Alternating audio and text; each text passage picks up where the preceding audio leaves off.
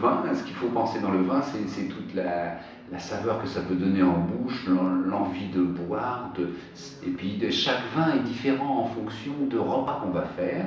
Si c'est des viandes, disons, de gibier ou de la volaille, ou des viandes rouges cuites, ou des viandes par exemple avec un gros caractère comme des viandes, des bourguignons, des choses comme ça, il faut des vins différents, et ces vins différents, en fin de compte, après, c'est à l'appréciation de la personne. Comment on les sent en bouche?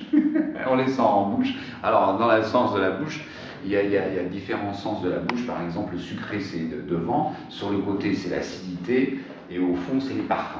Donc, ces vins, en fin de compte, c'est pour ça que quand on boit du vin, quand on veut goûter du vin, à chaque fois, on aspire un peu comme ça pour que ça fasse bouillonner un peu le vin à l'intérieur de la bouche, pour que ça sorte les alcools et que les alcools sortent les parfums.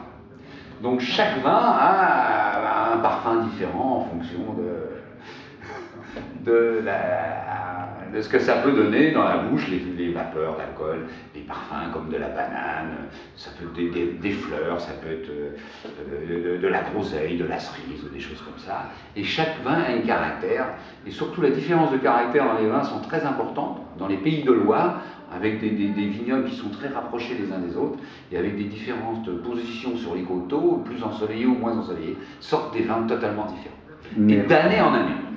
Merci beaucoup.